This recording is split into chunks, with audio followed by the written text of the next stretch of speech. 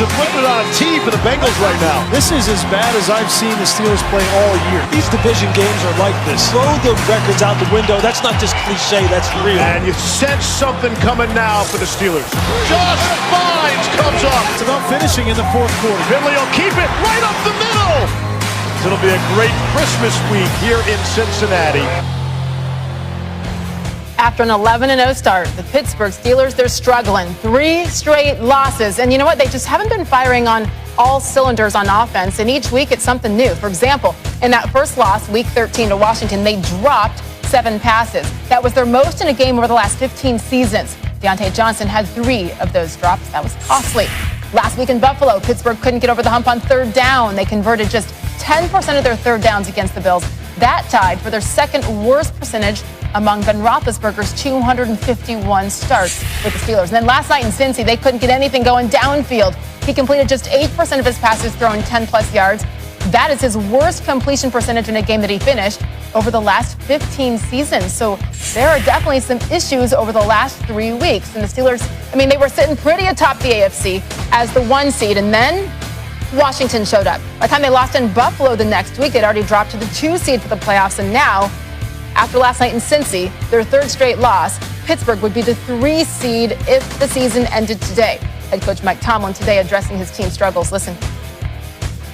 We've got a body of work in recent weeks that has not been up to our standards, and we acknowledge that. We're not seeking comfort.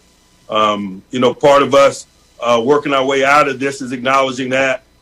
We believe in our formula of preparation. We haven't been doing those things well enough.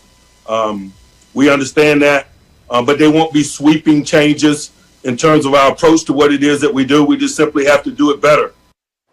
NFL analyst Dan Orlovsky with me now on SportsCenter. And Dan, you heard Tomlin, they're standing pat. Simple question for you. Can the Steelers fix their issues at this point in the season? No, they don't have the people to. Something that has really started to show itself, and it showed up big last night, was their inability to beat man coverage. There's 2 ways to do it in the NFL. You got a guy that can, right? A Julio Jones, a DeAndre Hopkins, a Stephon Diggs, where they can just go beat man coverage. Or you have the coaching staff that helps you with, cut splits and bunch concepts and stack receivers and rubs and picks, and they're not doing that as a coaching staff either.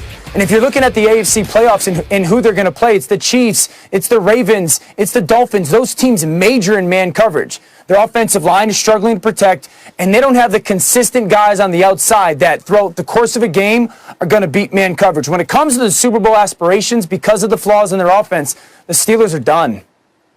Those are strong words. Steelers are done.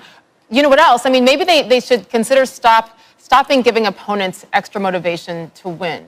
I'm just saying, maybe. Steelers receiver JuJu Smith-Schuster, he did his weekly pregame dance routine on the opposing team's logo, and then he posted it on his social media. He captioned it saying, "They told to stop dancing and not be yourself." So now head coach Mike Tomlin, he's planning to have a conversation with JuJu. Listen.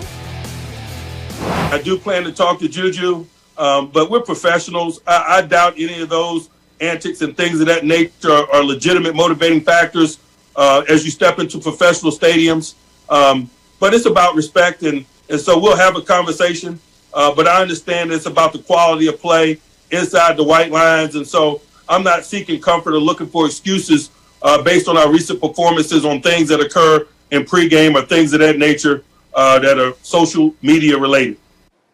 Dan, all I know is that all these years in this business, you athletes don't like it when people come and disrespect you. Sure. Am I crazy? What do you make of all this? You're right. Listen, I think JuJu's a pro's pro. I really do. You watch the way he works and then the way he performs. He's a pro's pro. When things are going great and you're doing stuff like this, no one cares. They actually love it, right? This is the personality that we love out of guys. And JuJu's probably one of the best in the NFL when it comes to being himself and displaying that personality.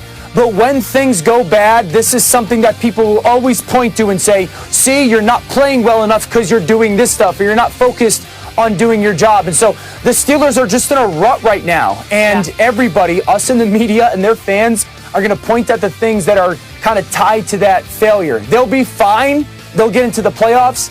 But that has nothing to do with their performance on the field. Yeah. here's the thing. If the Steelers beat the Colts, they'll clinch the division and all this kind of goes away. If they lose and the Browns win, though, the division title will be decided in that Week 17 finale between Cleveland and Pittsburgh. And don't you kind of hope that happens? No doubt, yes. Right. Give me that Week 17 game with Baker and Big Ben. We shall see. Dan Orlovsky, as always, you're great. Thank you. He really is. Coming up, the very latest around the NFL, featuring Aaron Rodgers' assessment today of the Packers' quest to lock in the NFC's #1 seed. Plus, before the NBA season tips off tonight, Tim Legler delivers the keys for KD's Nets debut and the opening night expectations for LeBron and AD as reigning NBA champs. A pair of developing stories tonight surrounding the Washington football team, which is surprisingly in position to win the NFC East. But one, quarterback Dwayne Haskins could face team discipline after he was seen on social media without a mask while partying with strippers on Sunday night. Two, the franchise currently under an NFL investigation for workplace misconduct. There's now a new report out today that the team paid a settlement to a woman who accused owner Dan Snyder of sexual harassment in 2009. Here's Michelle Steele with more on this development. Already under NFL investigation for multiple allegations of workplace misconduct, the Washington football team back in 2009 paid a former employee $1.6 million to settle an accusation of sexual harassment against team owner Dan Snyder. All this according to the Washington Post today, which reports it has reviewed the agreement between the team and the unidentified woman. The alleged incident occurred 11 years ago on Snyder's plane while the two were returning from an awards show in Las Vegas. The New York Times reported the settlement was made to help Snyder avoid negative publicity. Both publications say the woman was fired by the organization after making the allegations. The team had already opened an investigation into more than 40 allegations of sexual harassment that had been reported by the Post over the summer. The NFL eventually took on oversight of the probe because of the nature of the accusations. At the time, Commissioner Roger Goodell condemning what he called, quote, unprofessional, disturbing, and abhorrent behavior.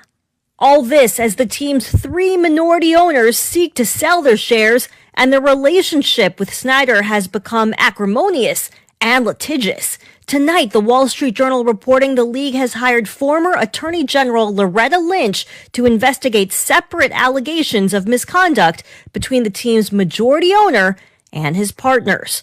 For ESPN, I'm Michelle Steele.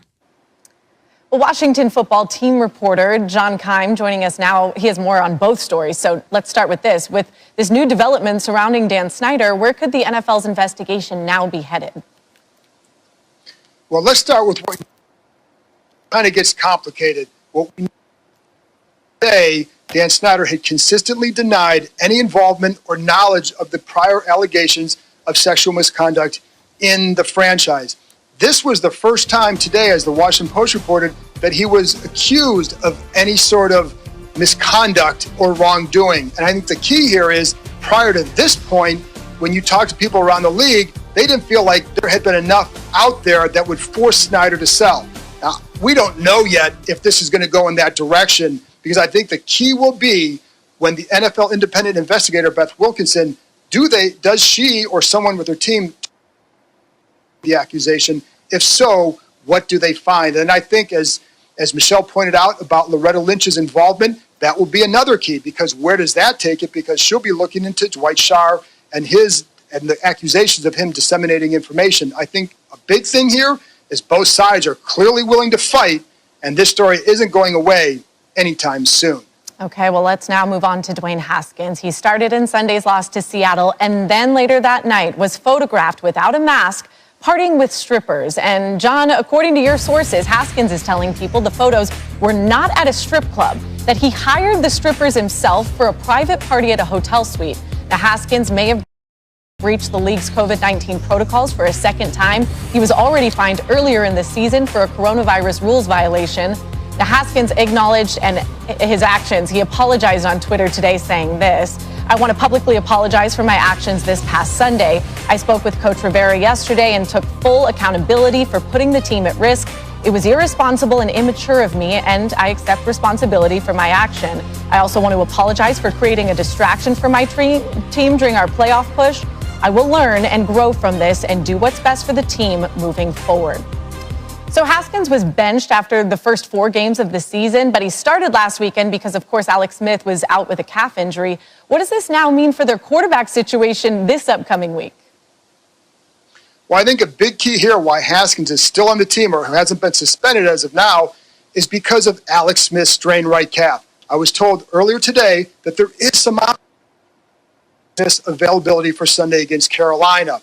However, as Ron Rivera always points out, the key will be how a player responds when they return to practice, how that leg feels the next day after working, and we won't know that until later in the week, which means there's a chance that Haskins might be needed to start in a game that could end up clinching the NFC.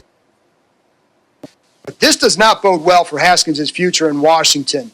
Before the season, there were questions about his maturity level. They wanted to be more mature, more responsible.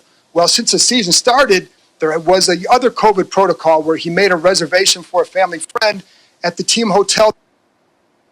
After a 20-point loss against Baltimore earlier this year, numerous people said that he was in the locker room almost celebrating the fact that he had thrown for more than 300 yards, and now you have this situation. It's safe to say at this point, it's hard to imagine Haskins sticking around beyond this season. One member of the organization said when he saw those photos, it was disappointing, and then it was sad. Yeah, definitely. Washington will host the Panthers on Sunday.